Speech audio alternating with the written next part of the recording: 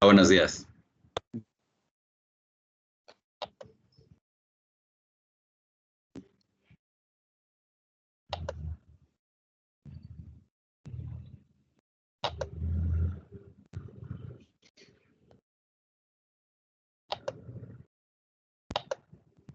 Ya inicié la grabación, chicos.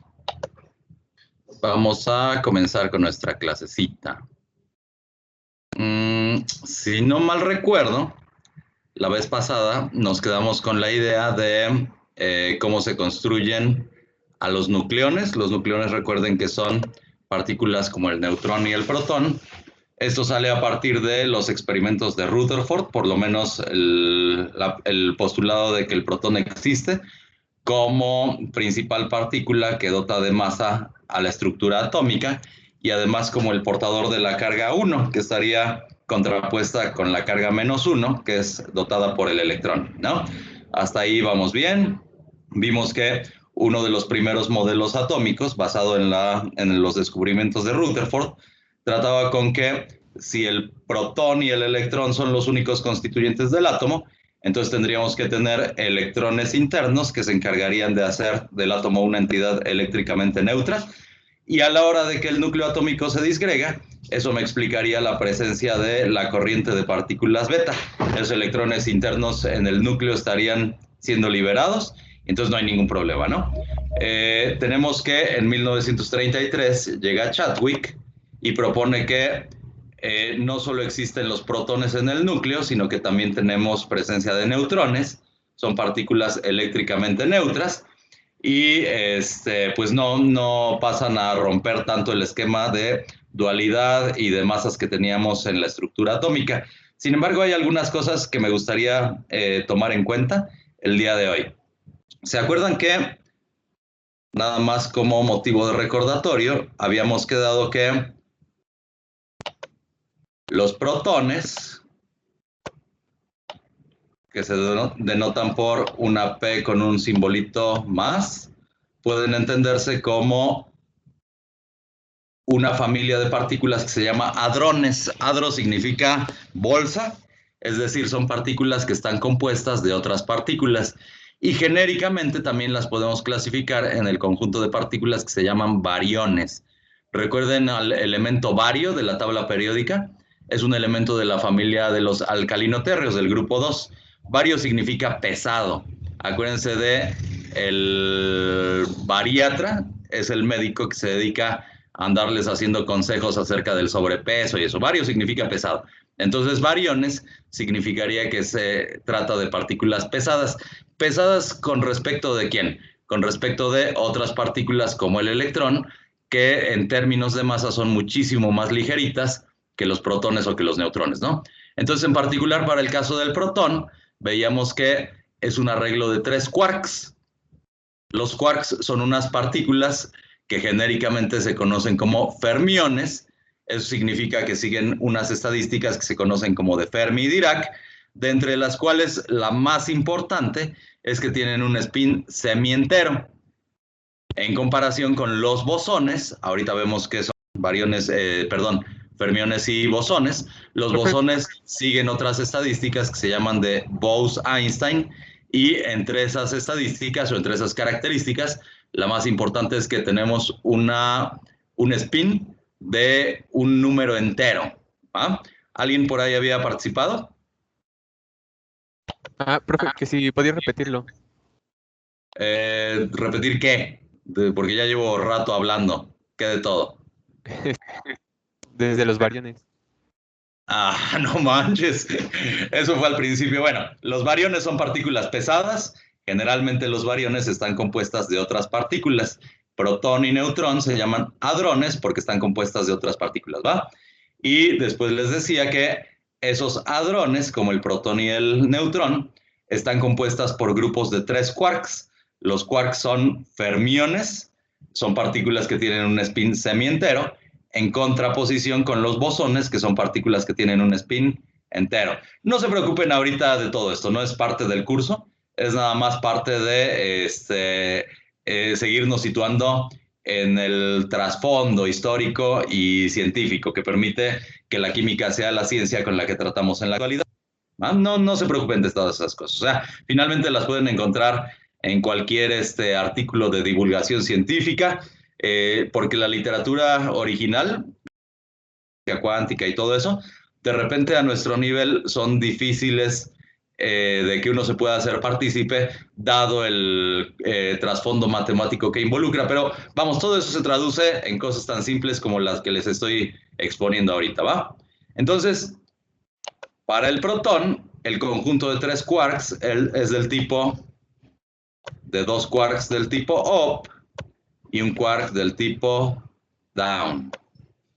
Mientras que para el neutrón, que se denota como una n con un supraíndice 0, el conjunto de 3 quarks sería del tipo 2 quarks del tipo down y un quark del tipo up.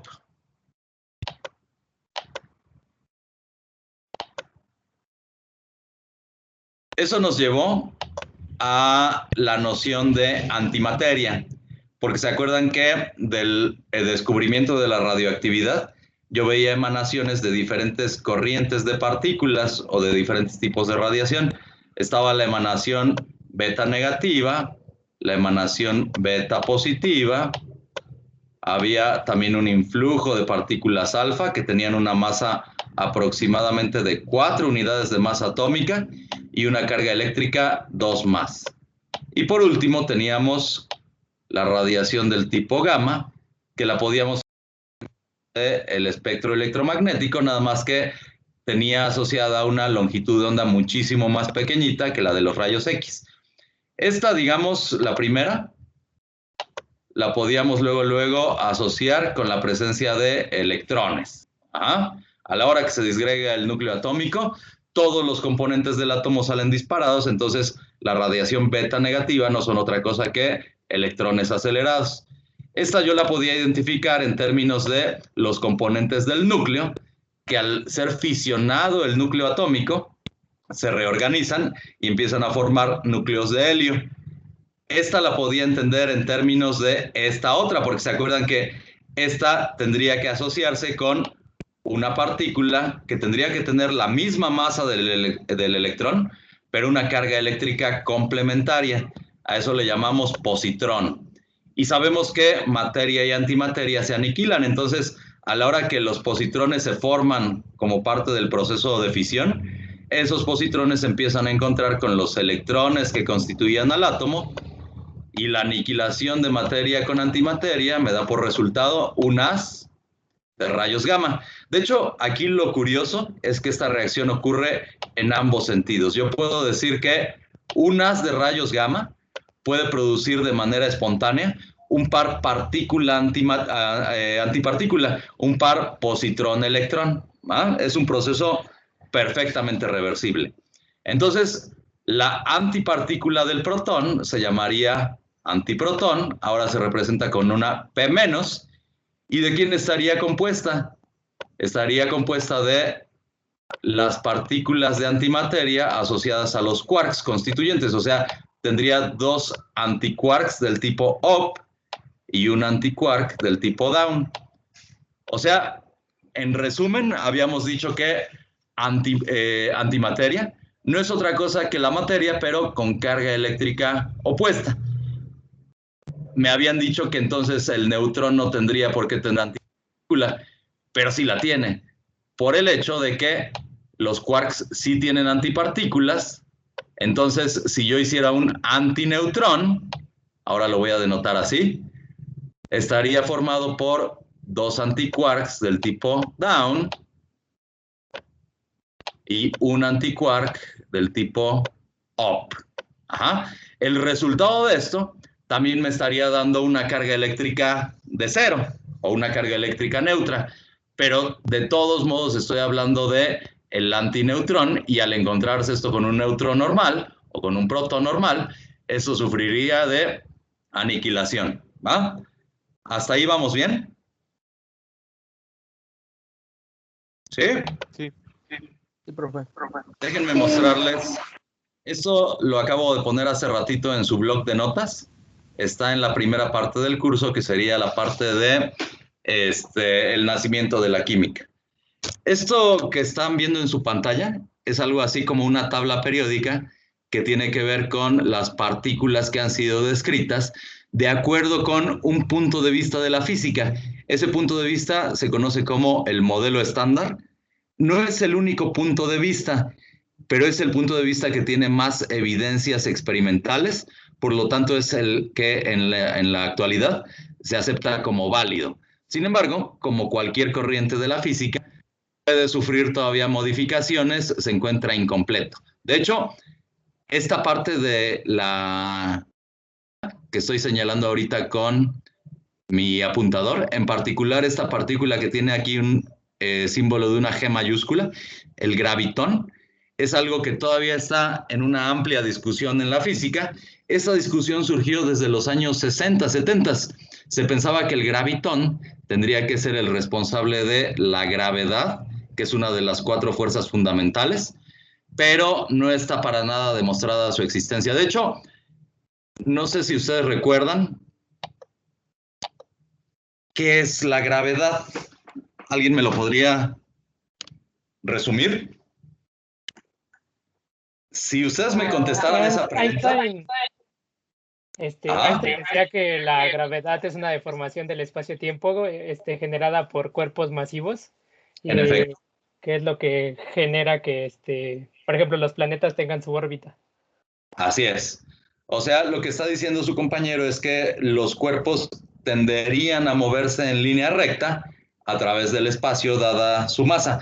Pero como el espacio no es recto, como el espacio es curvo, porque es curvado por un centro de masa, eso quiere decir que, por ejemplo, los planetas alrededor del Sol siguen lo más parecido a una línea recta, que sería una curva en un espacio tridimensional formado o deformado más bien por la masa. Pero esta ya es una idea que surgió hasta el siglo XX. Por ejemplo, la primera persona que definió a la gravedad fue Isaac Newton, y para nada se parecía a su definición de la gravedad a la que después formuló Einstein. Para Newton la gravedad es una fuerza. Para Einstein, dado que la mecánica einsteiniana reemplazó a la mecánica newtoniana, cuando consideramos efectos tales como velocidades lumínicas, relatividad del tiempo, etcétera, estos salen como postulados de la teoría de la relatividad especial de Einstein. Para Einstein la gravedad ya no es una fuerza, sino que simplemente es un concepto que tiene más que ver con la geometría que tiene el espacio. O sea, es una consecuencia geométrica o una característica geométrica del espacio. Ajá.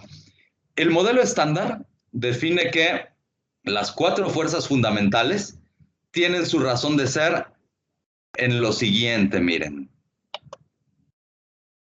Todas las partículas que se encuentran del lado izquierdo de esta tablita son las que les decía hace un momentito que se llaman fermiones.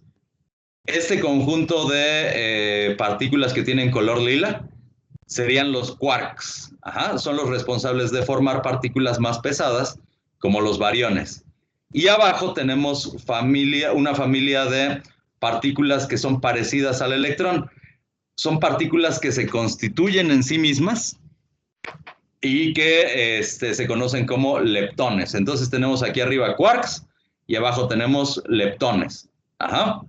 Los leptones pueden existir de manera libre en la materia. Por ejemplo, el electrón es una partícula que se constituye de sí misma y que además se encuentra libre. No se encuentra asociada con otras partículas, como es el caso de los quarks. Como les decía, si ustedes se fijan en esta cantidad de spin, que sería la tercera cantidad que tiene cada fermión, van a ver que todos tienen un valor de spin semientero. Eso es lo que les decía, que está representado en las estadísticas de Fermi y Dirac. Es la característica más importante que tienen los fermiones. Ajá. Fíjense ahora en los bosones. El fotón, el gluón, el bosón Z, el W y el bosón de Higgs, que son los que han sido encontrados experimentalmente. Ninguno de ellos tiene un spin semientero, todos tienen un valor entero de spin. ¿Ah? Incluso se propone que el gravitón tendría que tener un spin de 2 unidades, pero sigue siendo un número entero. ¿Ok? La característica más importante de los bosones es que todos tienen un valor entero de spin. Ok, entonces se definen a las 4 fuerzas fundamentales que tiene el universo como interacciones entre 2 fermiones que están mediadas por un bosón. Y dependiendo de quién sea ese bosón, yo tendría el tipo de interacción fundamental en el universo. Ahora, ¿cuántos tipos de interacciones fundamentales hay? Hay 4 nada más. Existe la interacción nuclear fuerte, la interacción nuclear débil, la interacción electromagnética y la interacción gravitacional. Estoy hablando de ellas en el orden de fuerza que tienen. Ajá. La interacción nuclear fuerte es muchísimo más fuerte, por eso se llama así, que la interacción nuclear débil. Es la que se encarga de mantener unidos a los nucleones dentro del núcleo atómico. Vamos a ver que esto es totalmente contradictorio con el modelo electrostático que servía en la época de Rutherford, porque finalmente los protones, por ejemplo, tienen una carga eléctrica positiva, ¿no? Y cargas iguales se repelen. Entonces, un protón no tendría razón de estar viendo a otro protón dentro del núcleo. El núcleo atómico tendería a disgregarse de manera espontánea, ¿no? Finalmente, el descubrimiento de Chadwick, del neutrón, sirvió para solventar este problema, porque ahora podríamos entender que un neutrón, que es una partícula eléctricamente neutra, sirve como para apantallar la carga eléctrica que está sintiendo un protón por parte de otro protón dentro del núcleo. Entonces, fue satisfactorio el modelo de Chadwick, porque eso me sirvió para explicar que el núcleo atómico fuera una entidad estable, ¿no? Ahora, de todos modos sigue teniendo problemas porque aunque apantalle parcialmente el neutrón las cargas que sienten los protones entre sí, de todos modos eso no podría satisfacer el modelo electrostático y el núcleo tendría que seguir siendo una entidad inestable. Hace falta algo, y ese algo es justamente la interacción nuclear fuerte. Ajá. Ahora, de acuerdo con mi modelo estándar, ¿quién media la interacción nuclear fuerte? Es el gluón, y me dice el estándar que tiene que haber una interacción de 2 fermiones que está mediada por un bosón. Entonces, eso yo lo podría explicar en términos de estos dos, este agrupamiento de 3 quarks, que entre ellos están intercambiando todo el tiempo gluones. O sea, por ejemplo, este quark up con este otro quark up estarían dentro del protón intercambiando un bosón, que en este caso es el gluón, y eso está explicándome la interacción nuclear fuerte, ¿va? Como es una interacción muy fuerte, está por encima de la electrostática y eso hace que el núcleo atómico sea una entidad estable a través del tiempo, ¿ok? Es muchísimo más fuerte la interacción nuclear fuerte que la interacción electromagnética, que sería la encargada de estar produciendo la repulsión protón-protón. Como una le gana a la otra, entonces el protón tiene que ser una entidad estable y por lo tanto el núcleo atómico también es una entidad estable. ¿Ah? ¿Quién sigue en cuanto a fuerza? Sigue la interacción nuclear débil, que está mediada por este conjunto de bosones, el bosón Z y el bosón W, que se encuentra presentado o representado por 2 cargas. Hay un bosón W de tipo positivo y uno de tipo negativo. Entre los dos se encargan de la interacción nuclear débil. Ahora, ¿de qué está encargada la interacción nuclear débil? Está encargada del cambio de sabor entre los quarks. ¿Qué es eso del sabor? El sabor tiene que ver con la identidad que tienen los quarks. O sea, un quark del tipo up tiene diferente sabor que un quark del tipo down, que un quark del tipo charm. Charm significa encantado, es el quark encantado. Está el quark de tipo strange, extraño. Está el quark de tipo bottom o fondo y el quark de tipo top o cima.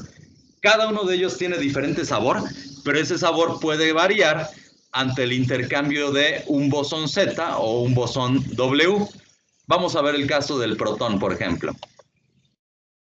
Si yo intercambio el sabor de un quark del tipo up en el protón por un quark del tipo down, mediante el intercambio de, por ejemplo, un bosón del tipo W, yo vería que el quark del tipo up se puede convertir en un tipo down. Entonces ya no tendría un protón, sino que tendría un neutrón. Ajá. Eso es parte de la transmutación de los elementos que yo veo en los fenómenos de fisión y de fusión nuclear. Un elemento químico se transforma en otro. Vamos a analizar el caso de que un quark up cambiara de sabor en un protón para dar origen a un neutrón. Vamos a pensar que yo tuviera uranio. El número atómico del uranio es de 92. Eso quiere decir que tengo 92 protones en el núcleo. ¿Qué pasaría si uno de los protones se convierte en un neutrón? Vamos a ver. Aquí tengo abajito la tabla periódica de los elementos, más bien arriba. Aquí se encuentra el uranio en el grupo de los actínidos, o en la familia de los actínidos. Tiene un número atómico de 92. ¿Qué pasaría si un protón del uranio se convierte en neutrón? ¿Cómo se afecta el número atómico?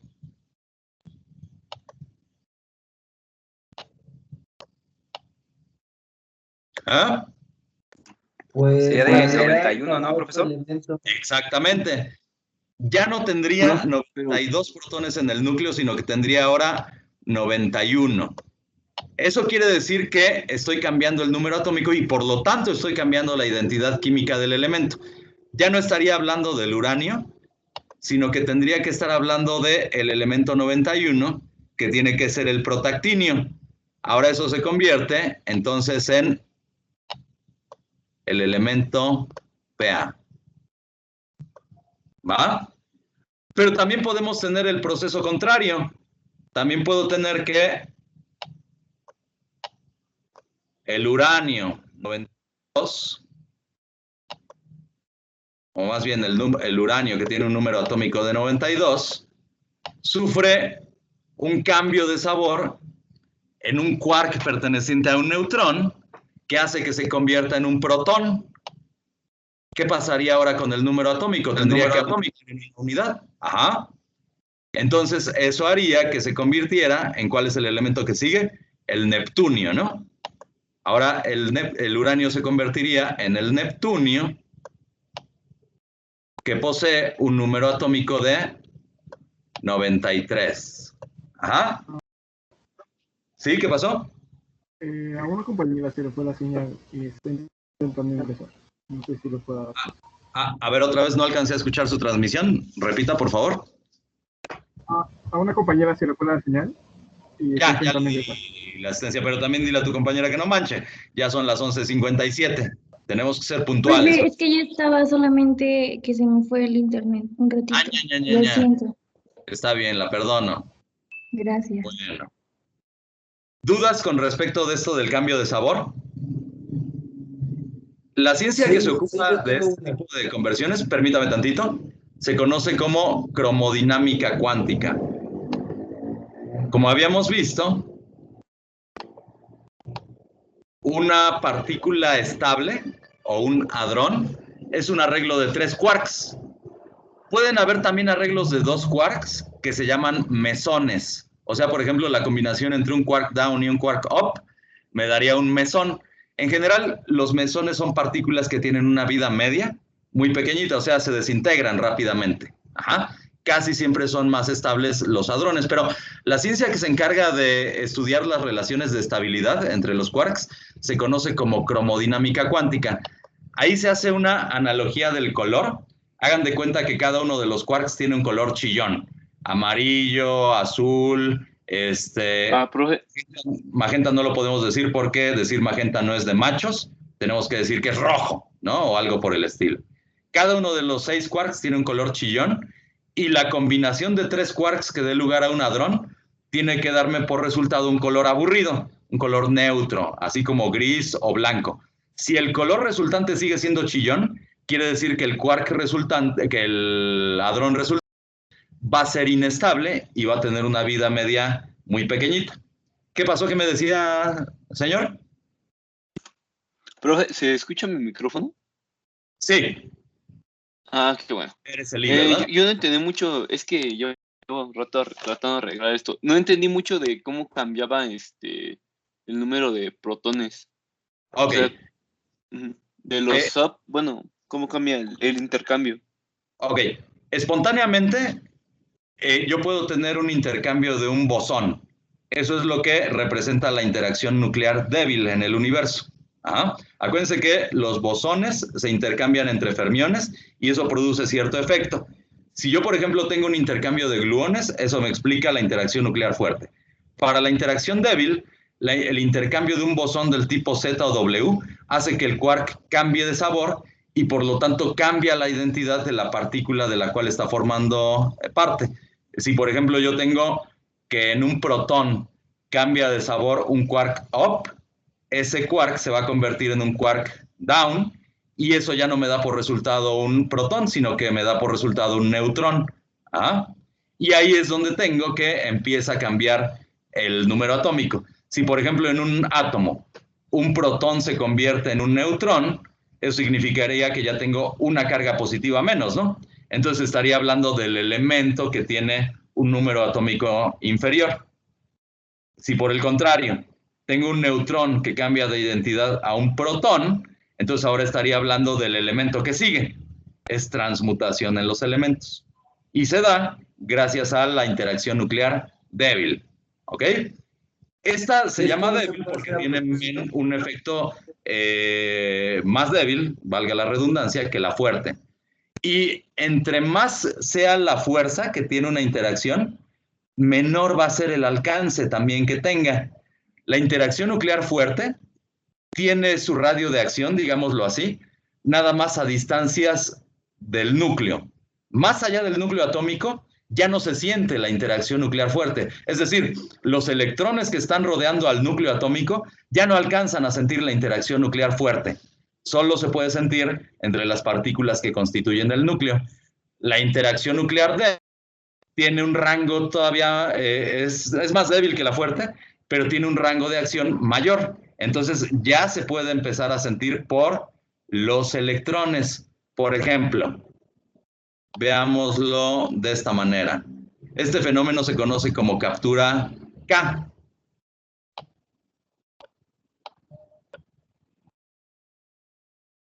La reacción la voy a representar de esta manera. Un protón más un electrón son eléctricamente complementarios, ¿no? Sí. Quiero que se fijen en esto, miren. Voy a regresarme al modelo estándar. Fíjense que el quark down tiene una masa aproximadamente, o más bien del doble, de la masa que tiene el quark up. Ajá. O sea que, ¿cómo es el neutrón con respecto del protón? ¿Más pesado o más ligero? Un poquito más pesado, ¿no? Es más pesado. Ahorita vamos a ver que eso tiene muchísima trascendencia en lo que estoy a punto de discutir. Pero, a ver, espérenme, ya se me fue la hebra de lo que les quería decir. El quark down es más pesado que el up. Ya me acordé. Esa masa está representada en la parte superior de cada partícula. Fíjense en la masa que tiene el quark up. Es de 2.4 megaelectronvolts y el otro es del doble, 4.8 megaelectronvolts. La masa está representada en unidades de energía. Acuérdense que podemos hablar de que la masa es energía que se encuentra condensada y yo puedo establecer la relación que existe entre una y otra si utilizo la ecuación que nos brindó Albert Einstein, en la que la energía es igual a la masa por el cuadrado de la velocidad lumínica, ¿no?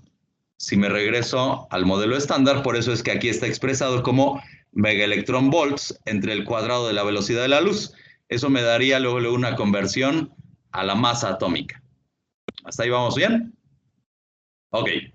Entonces, el hecho de que el quark down sea más pesado que el up me da por resultado que el neutrón sea ligeramente más pesado que el protón.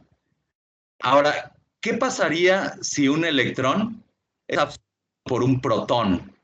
Más o menos la diferencia en masa entre protón y neutrón está por ahí del orden de la masa que tiene el electrón.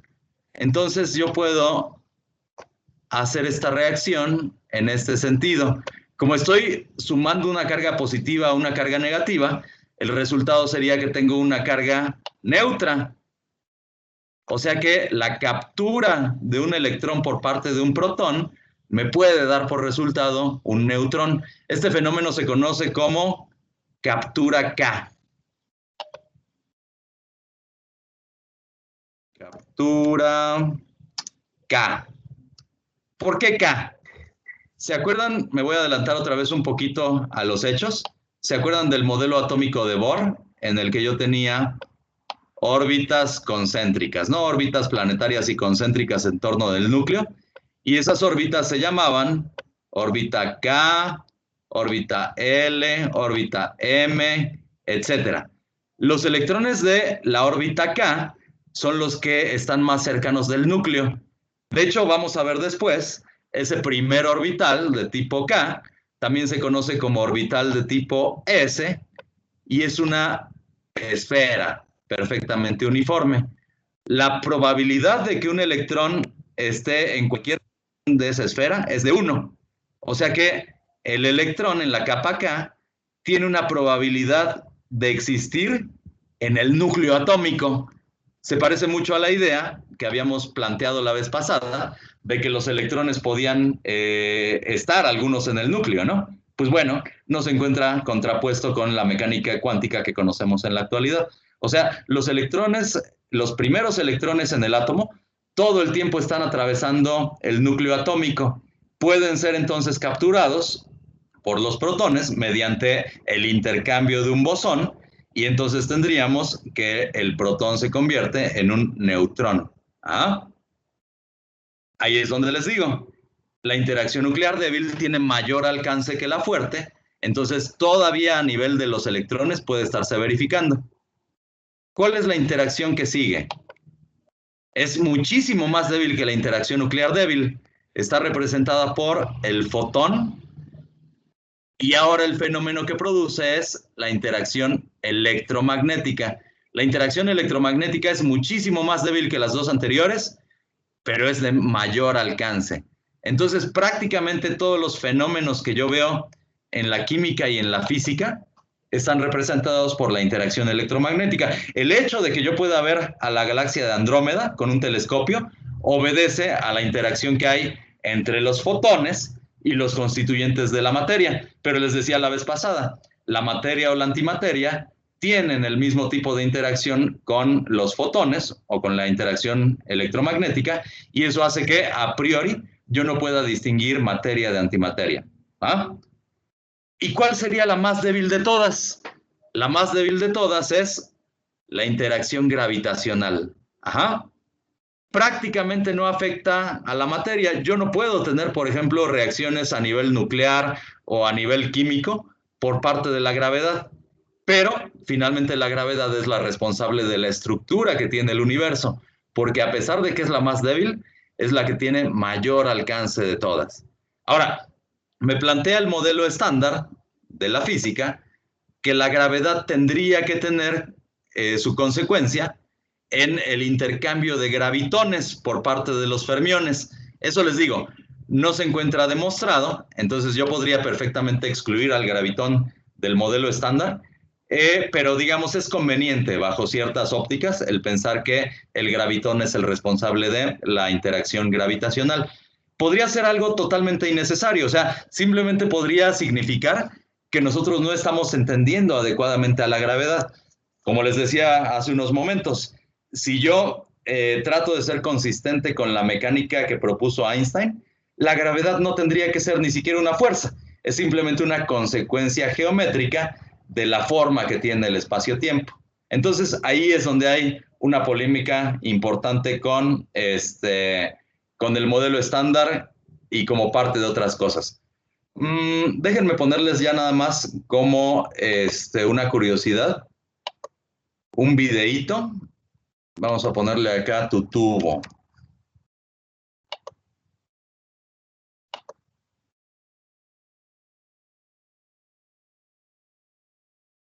Madre de Dios. No crean que me la paso viendo al bebé Juan y a Disney Channel y eso. Es porque mi hijita se acaba de adueñar de mi cuenta de YouTube, entonces los videos más frecuentes son estos que ve ella. Pero aquí le voy a poner teoría de cuerdas. Hay un video muy interesante acerca de la teoría de cuerdas, este de aquí. Teoría de cuerdas en 7 minutos. Pónganle esto como motivo de búsqueda en YouTube y échense el videito. Como lo dice el nombre del video, dura nada más 7 minutos y es un video muy interesante. Si bien no todos los planteamientos que contiene están sustentados desde el punto de vista teórico, es algo interesante desde el punto de vista de la divulgación científica. Lo que pasa es que lo que propone la teoría de cuerdas es que para empatar a la gravedad con el modelo estándar hace falta un universo compuesto de más de 3 dimensiones. Cuando mucho nos empezamos a imaginar espacios tetradimensionales, ¿no? En los que incluimos a veces, por ejemplo, al tiempo como una coordenada espacio-temporal. Pero ya hablar de un espacio de 11 dimensiones, eso ya está cabrón. O sea, empezamos a tener problemas en los que es nada más el formalismo matemático quien introduce ideas, pero no necesariamente estas ideas tienen que ver con la realidad. Ya sería una realidad demasiado compleja, pero quién sabe. O sea, finalmente a lo mejor el cosmos es algo demasiado complejo de acuerdo con las matemáticas que hemos sido capaces de desarrollar, o la física o la química. ¿Va? Entonces, quién sabe cómo sea la realidad. Eso yo pienso que el siglo XXI todavía estará encargado de responder esas preguntas. Todavía falta mucho camino, pero vamos, esto de la teoría de cuerdas es una forma de empatar el modelo gravitacional con la cuestión de las partículas que conocemos en la actualidad. ¿Ah? ¿Alguna duda hasta aquí, chicos?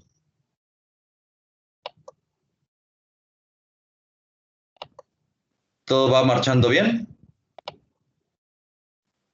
Creo que sí. Parece que sí, profe, pero ¿cómo se llama? Aquí tengo una duda. Ah. ¿Alguna vez había visto en un video que todos los electrones son iguales, exactamente iguales? Y eso es un fenómeno muy curioso. Mi pregunta aquí es si todos los electrones son partículas que salen de un mismo campo, de una misma vibración. ¿Cómo funciona este campo electrónico que se distribuye alrededor del universo? Ok. No es una pregunta sencilla de responderse. Eso tiene que ver con los primeros minutos después del Big Bang. Para responderte esa pregunta, más bien te tendría que referir a un libro que se llama Los primeros 7 minutos. El autor... A ver, aguántenme tantito, déjenme traer el libraco.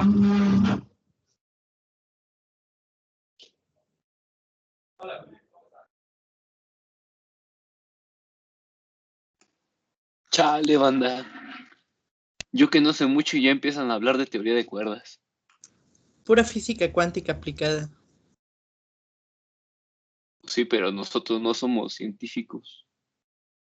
Somos ingenieros.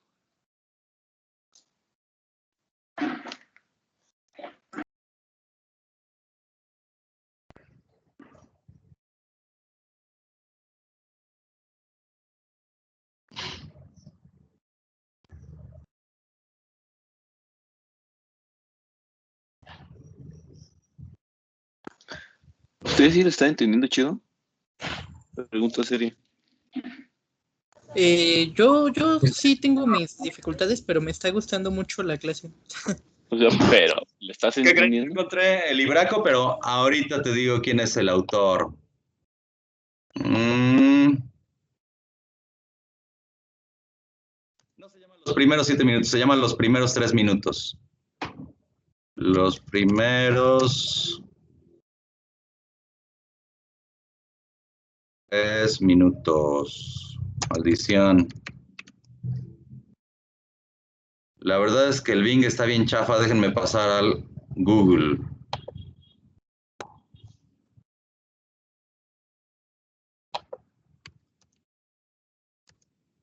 Los primeros 3 minutos. Aquí está. El autor se llama Steven Weinberg. En ese libro explica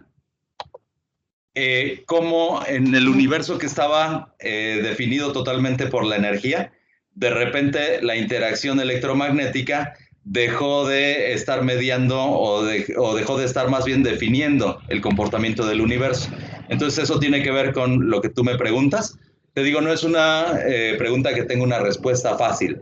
Ahora, adicionalmente a tu pregunta, el hecho de que los electrones sean indistinguibles uno de otro obedece al concepto, no al concepto, obedece al contexto en el que se encuentren. Se comportan de forma muy diferente, formando un haz de partículas, por ejemplo, en el tubo de rayos catódicos o en el haz de partículas beta negativas, con respecto de cómo se comportan en la estructura electrónica. Eso lo vamos a ver en unas cuantas clases cuando analicemos el modelo atómico de Bohr. Vamos a ver que en el contexto del átomo, cada electrón tiene sus propias coordenadas energéticas y de spin. Ajá. Eso, en principio, sigue haciendo que los electrones sean indistinguibles, pero que no se comporten químicamente de la misma manera. Ajá. Entonces ahí la respuesta concreta a tu pregunta sería que sí son indistinguibles, pero depende del contexto en el que los estés situando. ¿Va? Les recomiendo mucho este libraco. Fue escrito desde los años 70, entonces todavía no tiene nociones como la que les acabo de explicar acerca de los quarks. De hecho, hubo una reedición en la que ya nada más un capitulito trata de hermanar la idea de los quarks con toda la idea que tenía este Steven Weinberg. Estamos hablando de que fue hecho en los tiempos en los que este Roger Penrose postuló por primera vez la idea del Big Bang, y acuérdense que este Roger Penrose acaba de recibir el premio Nobel este año. Entonces, son ideas que han tardado en ser digeridas por la comunidad científica y que distan mucho de ser perfectas. O sea, todavía podemos tener ahí muchísimos puntos de vista y muchísimas mejoras acerca de estas teorías. De hecho, uno de los grandes villanos en la física y en la química es Paul Dirac. Seguramente ustedes lo conocen porque en el Facebook ha sido muy recurrente el meme de que se andan tatuando la ecuación de Dirac y les dicen que de esa forma están relacionadas las partículas y la chingada. O sea, ponen un montón de chorradas relacionadas con la ecuación de Dirac. Finalmente, sí fue una gran mente. Espérenme tantito, aquí les están mandando saludos. Diles hola. Hola. Hola. Hola. Hola. Hola. Váyase para allá tantito. Hola. Parece a Pu. Se parece a yo también. Es un poco difícil, así, pero bueno. Paul Dirac, cuando propuso su ecuación, estábamos en los años 20 del siglo pasado. Él dijo que gracias a su ecuación, la química y la física eran un asunto totalmente cerrado, que era cuestión como de 5 años para que pudiéramos entender todos los principios que hay detrás de la física y que por lo tanto fuéramos capaces de establecer el comportamiento que tiene el universo. Nada más lejano de la realidad. O sea, fue una suposición bastante egocentrista la que hizo Paul Dirac, y hasta la fecha, o sea, ya estamos en los años 20, pero de un siglo después, la física no está más lejos, o más bien, la física no deja de estar lejos de ser un asunto totalmente abierto, ¿va? Bueno, no sé por qué les dije todo esto, pero sí les recomiendo este libro. Steven Weinberg es el autor, ¿va? Ok, ahora, en la cuestión de... en la cuestión de la tabla periódica que estábamos revisando, entonces cuando se producen estos cambios de sabor es que tenemos la transmutación de elementos. Hasta ahí vamos bien. Ok, ¿cómo se aterriza todo esto con la química? Fíjense en el elemento carbono y la masa atómica que presenta la tabla periódica. Dice que tiene un valor de 12.01. ¿Va? Recuerden ahora cuál era el valor de masa que tenía la partícula alfa. Era un valor que correspondía casi a 4 unidades de masa atómica. les voy a presentar un problema que tiene que ver con la enseñanza a nivel medio superior por parte de la maestra Lupita. Nosotros estamos acostumbrados a pensar, por cómo nos enseñaron muchos profes, que una unidad de masa atómica corresponde al valor de masa que tiene el elemento hidrógeno, que es el elemento más sencillito de todos, ¿no? De hecho, ese valor de 1 para la masa del hidrógeno fue por primera vez propuesto por Stanislao Cannizzaro cuando él propuso los pesos y medidas que tenían que tener los elementos químicos en el primer Congreso de Química. Eso era porque él pensaba que todos los elementos químicos eran así como múltiplos del átomo de hidrógeno. ¿Ah? Era algo bastante conveniente porque el hidrógeno se puede combinar químicamente con todos los elementos de la tabla periódica. Entonces digamos que ahí había cierto grado de observación y de experimentación por parte de Cannizzaro. Sin embargo, eventualmente esta definición resultó poco conveniente. En la actualidad se considera que el patrón de los átomos para definir al peso atómico de todos los elementos en la tabla periódica es el átomo de carbono. Y no cualquier átomo de carbono, solo el isótopo 12 del átomo de carbono. Esto me lleva a la idea de qué carambas es un isótopo. Alguna vez ya uno de ustedes me dijo que un isótopo era un elemento químico que tenía un diferente valor de masa atómica, lo cual es totalmente correcto. ¿Quién determina la masa atómica? Sobre todo, la cantidad de protones y de neutrones en el núcleo. Ajá. Pero ya vimos que el neutrón es ligeramente más pesado que el protón. Ahí es donde está la idea que yo quiero descartar ahorita de la maestra Lupita. Ella nos enseñó a nivel medio superior que protones y neutrones tenían una masa atómica de 1, lo cual es totalmente erróneo. Ajá. ¿Qué es una unidad de masa atómica? Veamos. Como parte de los pesos y medidas que les digo se estandarizan para el isótopo 12 del carbono, lo que puedo decir con respecto de las masas atómicas es que solo el carbono 12, que se representa de esta manera, solo el carbono 12 o el isótopo 12 del carbono tiene una masa atómica que represento como esta M chistosa con un valor de 12.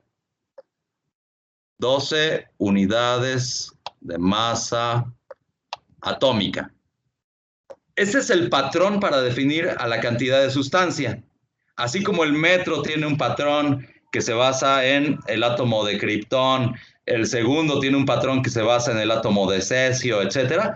La masa atómica o la cantidad de sustancia tiene como patrón al isótopo 12 del átomo del carbono. Ajá. O sea, solo el átomo de carbono 12 pesa 12 unidades de masa atómica. Analicemos cómo está constituido el núcleo del átomo de carbono. Está constituido. ¿Cuál es el número atómico del carbono? Es de 6, ¿no? Eso quiere decir que en el núcleo tengo que tener 6 protones. ¿Y cuántos neutrones para que la masa sea aproximadamente de 12? 6 también. 6. Déjenme poner este 6 chido porque está medio fea. Le voy a borrar aquí esta colita. ¡Ah! Se borró todo. Déjenme, lo vuelvo a escribir. 6 neutrones. Ajá. Se parecen mucho las masas de protón y de neutrón. Entonces, yo podría estar tentado a decir que como hay 6 de cada uno, la masa atómica es de 12. Pero no, por el hecho que les decía, neutrón pesa ligeramente más que protón. Entonces, yo de forma totalmente artificial digo que el carbono 12 pesa 12 unidades de masa atómica. Ajá. Ok. La pregunta que sigue es, ¿cuántos isótopos tiene el átomo de carbono? tiene 2 isótopos más, o por lo menos 2 que tienen una estabilidad relativamente importante. El siguiente en abundancia isotópica natural, así se llama, es el átomo de carbono 13. ¿Cómo es el núcleo del átomo de carbono 13? Es también un núcleo que está formado por 6 protones, porque si no, no sería carbono. Acuérdense que el número de protones le da la identidad química a un elemento. Entonces también tiene 6 protones, por eso sigue siendo carbono. Pero si su masa atómica es aproximadamente de 13, eso quiere decir que tiene ahora 7 neutrones. Y existe otro todavía, se llama carbono 14. Este tiene una vida media muy pequeñita, fácilmente se disgrega el núcleo, o sea, es fisionable, es un núcleo fisionable, y se convierte en otra cosa. Por lo general se convierte en nitrógeno 14. Ese núcleo de carbono 14 también tiene 6 protones, por eso es carbono. Tiene una cantidad de 8 neutrones. Ajá. Hay 3 isótopos presentes en la Tierra que forman en conjunto al elemento carbono. Son átomos diferentes. ¿En qué son diferentes? En la cantidad de neutrones que tienen en el núcleo. Ahora, este isótopo de carbono 13 pesa, ahorita les voy a decir cuál es el número exacto, la masa del carbono 13, así se representa con un supraíndice 13 del lado izquierdo. No es exactamente de 13, es de 13, 13, mejor lo voy a escribir como un cuadrito de texto aquí. La masa del carbono 13 entonces es de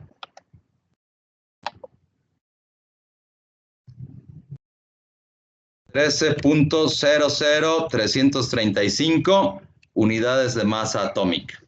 Ajá. Ahora, déjenme darles otro pequeño dato.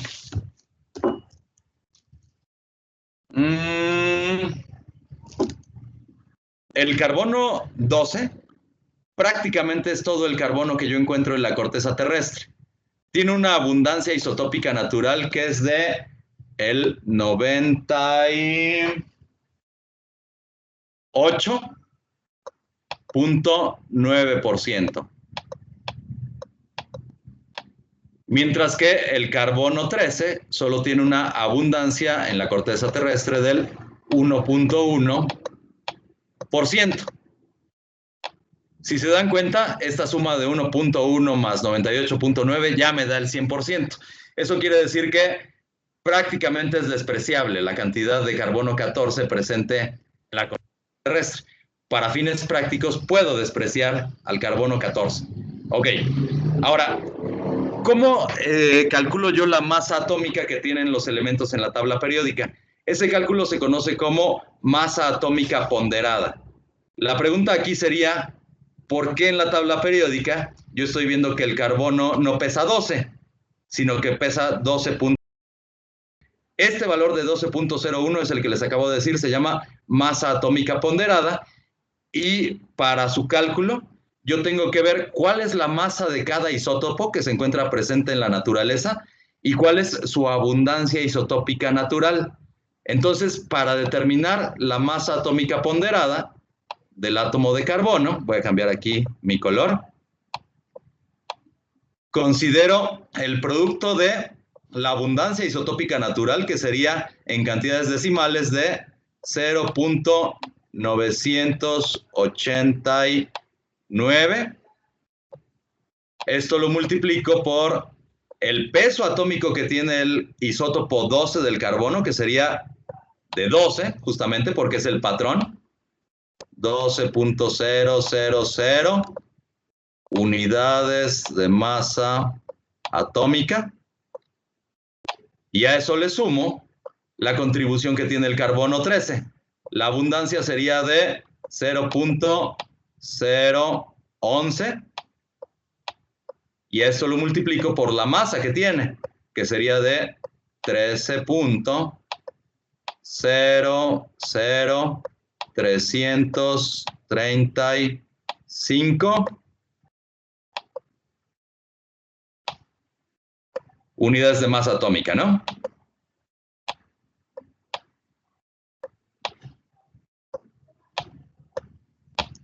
Si ustedes hacen este calculito en sus calculadoras, verían que el resultado justamente es de 12.01 unidades de masa atómica. Eso es lo que yo leo en la tabla periódica. Ajá. O sea, finalmente esto tiene que ver con lo que yo defino como mol. ¿Qué es mol? Es ahí donde rescatamos nuestra idea de la hipótesis de Avogadro, que es un número de 6.022 por 10 a la 23 partículas, ¿no? Esto se define en términos del carbono 12. O sea, yo puedo decir que en 12 gramos de carbono 12, yo tengo 6.022 por 10 a la 23 átomos de carbono. Ajá. Y este patrón del carbono 12 me sirve para definir el resto de masas atómicas que yo veo en la tabla periódica. O sea, muchas veces con la idea de la maestra Lupita de que el protón tiene una unidad, de que pesa 1, yo digo, pues es que los protones tienen que pesar 1, y no. Fíjense en el valor de masa atómica ponderada para el átomo de hidrógeno. 1.0079, ahí se ve medio borrosito, ¿no? ¿Eso por qué es? Una, porque el protón no pesa una unidad de masa atómica. Y dos, porque el hidrógeno también tiene presencia de otros isótopos diferentes. El isótopo más común para el hidrógeno se conoce como protio. Es un átomo que está formado por un protón que está siendo orbitado por un electroncito. Ese recibe el nombre de protio. Hay un isótopo ligeramente más pesado que se llama deuterio. Del deuterio. A ver, eso contéstenmelo ustedes.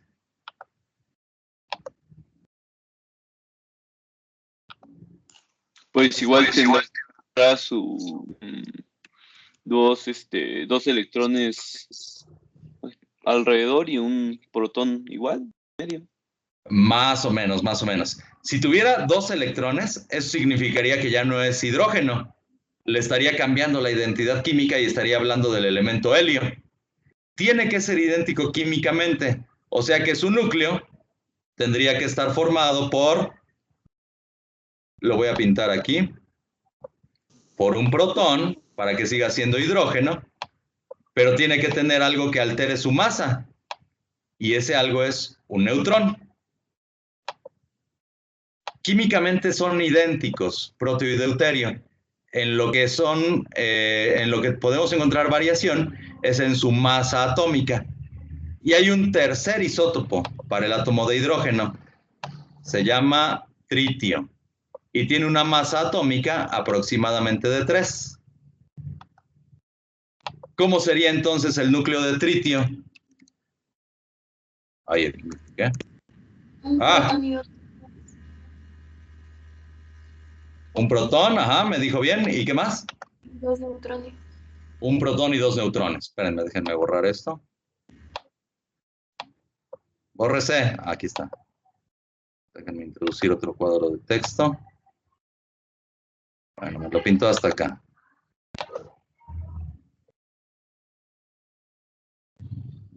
¿Por qué carambas no se escribe? Son fallas que tiene esta cosa. Bueno, lo voy a tener que escribir a mano. Profe. ¿Qué pasó? Entonces, ¿el protio no tiene neutrones en su núcleo? Así es. El protio no posee neutrones, es simplemente un protón rodeado de un electrón. Ajá. O sea, si yo dibujo el núcleo del tritio, todavía un protón, por eso es hidrógeno, pero ahora tiene que tener 2 neutrones. Prácticamente todo el hidrógeno del universo es protio. Sin embargo, ¿Se acuerdan que el hidrógeno es el elemento más abundante del universo? Es una cuestión de probabilidad de que después... Si yo mido el deuterio en las nubes de polvo estelar y todo eso, vería que sigue siendo bastante abundante. Y el tritio, ese sí es muy poco abundante. De hecho, el tritio es radioactivo. Fácilmente se desintegra el núcleo, forma un núcleo más estable, que es el del helio 3, y de esa manera pierde su identidad química. Ajá. Ahora, lo importante de esa discusión es el hecho de que las características químicas de los diferentes isótopos tienen que ser las mismas. Por ejemplo, nosotros sabemos cómo se llama este compuesto, ¿no? ¿Cómo se llama? Agua. Agua. Agüita de coco, ¿no? Agua. ¿Me alcanzan a percibir, a escuchar bien, chicos, ahí? Como que Sí, se profe, interrumpió la escuchamos bien, transmisión. Sí, escucha. Se quedaron en la Nosotros molécula. la escuchamos bien. Ok, Voy a todo poner bien. Me andaba marcando aquí que había falla en la transmisión. Ok, la molécula del agüita de coco, ¿no? ¿Qué les parece esta otra moleculita?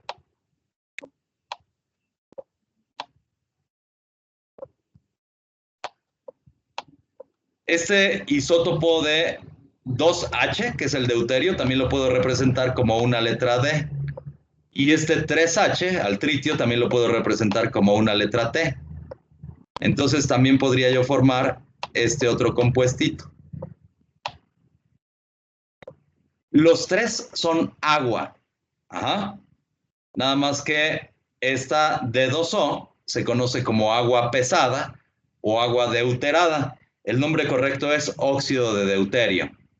Y entonces esta T2O se llamaría agua súper pesada o también se puede conocer como óxido de tritio. Eso me diría que esta H2O sería así como el agua Bonafont, ¿no? Que es el agua ligera. Así la anuncian en el comercial, ¿no? Bueno, no. Simplemente es agua. En los tres casos tengo que el agua va a tener la misma identidad química. Ajá. Si yo la hago reaccionar con algo que sea reactivo con el agua, se van a comportar químicamente de la misma forma. ¿En qué se diferencian el agua Bonafont, el agua pesada y el agua superpesada? En sus propiedades físicas. Como en este caso yo tengo una masa mayor en el óxido de tritio o en el óxido de deuterio, las moléculas se moverían de forma más perezosa. Costaría más trabajo meterles energía cinética y por lo tanto costaría más trabajo incrementar la temperatura del sistema. Si es así, el agua pesada o el óxido de deuterio van a tener un punto de ebullición ligeramente superior que el del agua Bonafont. Ajá. El agua Bonafont ebulle a 100 grados Celsius a nivel del mar y congela a los 0 grados Celsius. No es tanta la diferencia en los puntos de ebullición y de fusión. El agua deuterada va a tener un punto de ebullición como de 100.2 grados Celsius. Y el agua tritiada va a tener un punto de ebullición como de 100.4, algo por el estilo. Son diferentes las propiedades físicas, pero idénticas las propiedades químicas. De hecho, la única propiedad química que cambia no es una propiedad química, se llama cinética química. La cinética química lo que me dice es qué tan rápido reaccionan dos entidades químicas. Entonces, como las pelotas de agua pesada o superpesada se mueven más lento que las del agua H2O, entonces van a reaccionar ligeramente más lento. La cinética química cambia, pero es una propiedad física, ¿va? Eso es lo que quiero que les quede bien claro de momento, el concepto de isótopo. O sea, son dos átomos que difieren en su valor de masa y que por lo tanto difieren en propiedades físicas, pero químicamente son idénticos. ¿Por qué? Porque la química solo depende del número de electrones y el número de electrones es idéntico, aunque yo esté hablando de isótopos diferentes.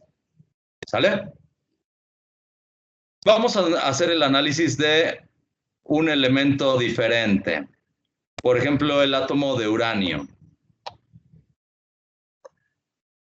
Recordarán que, como les mencioné hace un momentito, el uranio tiene un peso atómico de 92. ¿Y cuál es su número de masa? Si lo ven en la tabla periódica, van a ver que se parece mucho al 238. Eso quiere decir que prácticamente todo el uranio que encuentro en el planeta Tierra es el isótopo 238, que no pesa 238. O sea, este 238 es simplemente el nombre del isótopo. ¿Ah? Este uranio 238 no es uranio fisionable. Tiene una vida media de billones de años.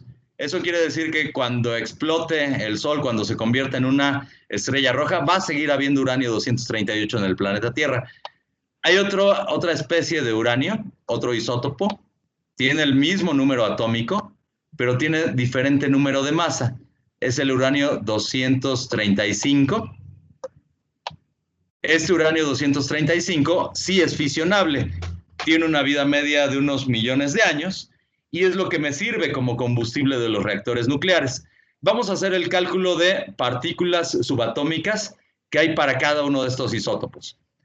Para el uranio 238, ¿cuál es el número de protones? La mitad, ¿no? En el núcleo. ¿Cuál, perdón? No, Tiene que ser igual al número atómico. O sea que tiene que tener 92 protones. Y si el uranio 235 es uranio, eso quiere decir que él también tiene que tener 92 protones. Ahora, si el átomo es eléctricamente neutro, quiere decir que el número de electrones tiene que ser idéntico al número de protones. O sea que ambos tienen que tener también un 92 de número de electrones. ¿Están de acuerdo aquí? Ambos tienen que tener 92 electrones orbitando al núcleo. ¿En qué se diferencian? En la cantidad de neutrones. Aquí viene la pregunta interesante. ¿Cuántos neutrones tiene en el núcleo el uranio 238? 146. La cuenta es agarrar este numerito que es el nombre del isótopo, o sea, 235 o 238, menos Z. Z es el número de protones. Y eso me daría, para el caso del 238, ¿qué cantidad? 146. 146 neutrones tiene el uranio 238. ¿Y el 235 cuántos tiene? 141. Ah, no puede ser. Son 3 unidades de masa atómica de diferencia, ¿no? Tiene que tener 143. Ahí les están fallando los cálculos, chicos. ¿Qué pasó? ¿De acuerdo? Algo que quiero que les quede bien claro ahorita es que ni el uranio 238 pesa 238, ni el uranio 235 pesa 235. Esto es simplemente el nombre del isótopo, pero me da una idea de la cantidad de nucleones que yo encuentro en el átomo. ¿Ah? Esa es la utilidad. ¿Dudas hasta aquí, chicos?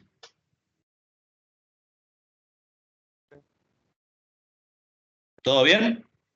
Ok. Espérenme. ¿Qué pasó, Eli?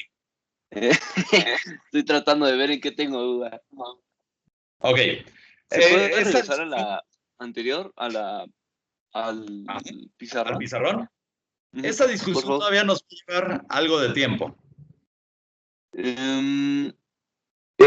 Ahí usted encerró la masa atómica en la tabla periódica está representada por los diferentes isótopos que tiene cada elemento químico y las masas que corresponden a cada uno de esos isótopos. Pero, chicos, ¿ahí me escuchan los bien? neutrones, ¿qué tipo de...? O sea, ¿cuánto pesan los neutrones? Es que lo había dicho antes, creo, pero... tienen un valor de masa en kilogramos. O sea, tienen un valor de masa en kilogramos que es diferente de la masa atómica que tiene el protón. Para fines prácticos, yo puedo decir que el valor de masa se aproxima a 1, pero eso no es correcto, ¿va? Esa es la idea que quiero que se quiten ahorita de sus cabezotas. Que ni el protón ni el neutrón pesan 1. Fíjense en esto, o sea, vamos otra vez a analizar el patrón que es el átomo de carbono 12. Les acabo de decir que el átomo de carbono, bueno, o más bien, que 12 gramos del carbono 12 pesan, que 12 gramos del carbono 12 tienen 6.022 por 10 a la 23 partículas. Pero para definir esos 12 gramos, yo no estoy tomando en cuenta a los electrones. ¿Están de acuerdo? Si bien el electrón es una partícula 1840 veces menos másica que el protón, la masa que tienen cuando yo tenga 12 gramos no es despreciable. Por eso es que es algo que yo establezco artificialmente como un patrón. Yo digo que 12 gramos de carbono es la unidad de la cantidad de sustancia, es la definición de mol, o sea, 6.022 por 10 a la 23 entidades. Pero ahí hay varias cosas que no estoy considerando. Una de ellas es la masa de los electrones que les acabo de decir, y otra es el hecho de que el neutrón es más pesado que el protón. Por eso es que esta construcción es totalmente artificial. Es simplemente un patrón que yo defino, que las masas atómicas de toda la tabla periódica están basadas en la masa del carbono 12. ¿Sale? Es una construcción. ¿Queda clara la respuesta? Sí, profe.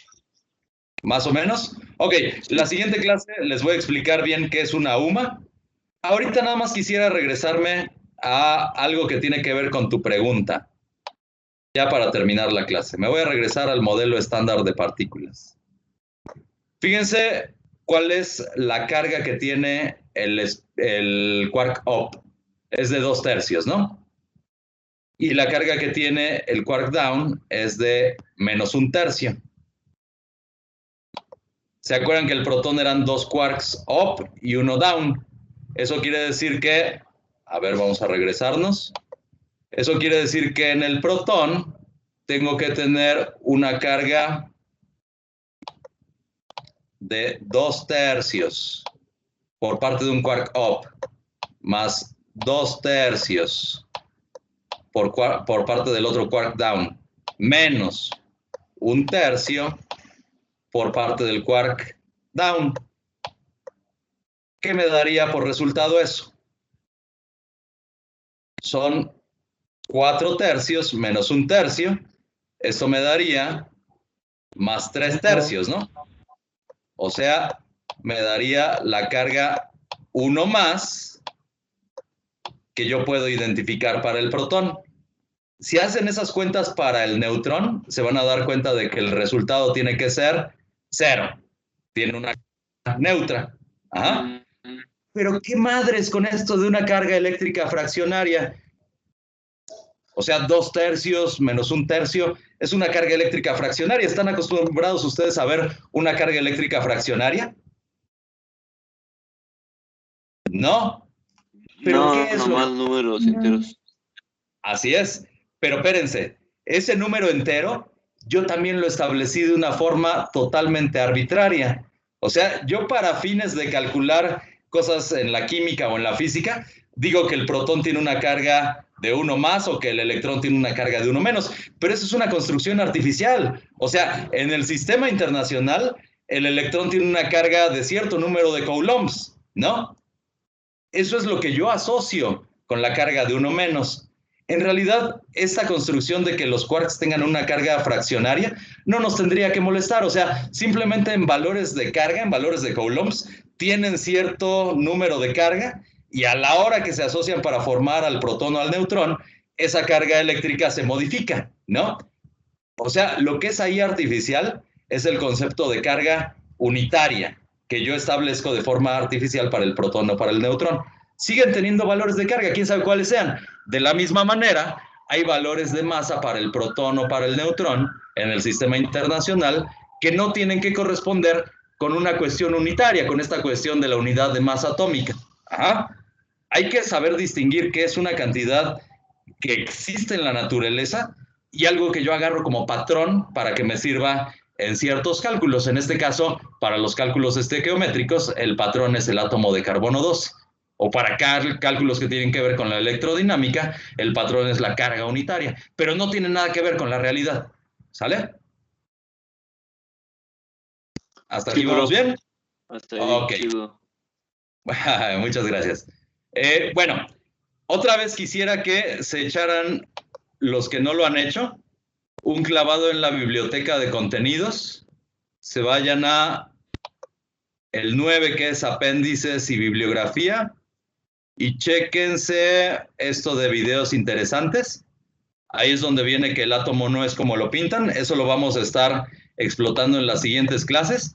Y chéquenle al videíto que vimos el día de hoy, el de teoría de cuerdas en 7 minutos. Es un video muy interesante. Entonces, nada más para saciar su curiosidad científica, quiero que lo hagan, ¿va? De momento, aquí le vamos a dejar y nos vemos el día viernes, ¿verdad? Así es. Ok, Sí, chicos. profe. Muchas gracias, profe. Marucha, no algo por el estilo. ¿Sale? Desayunen. Se está cortando un poco la... Bueno. Sale, Nos profe, vemos que después. esté chido. Buen día.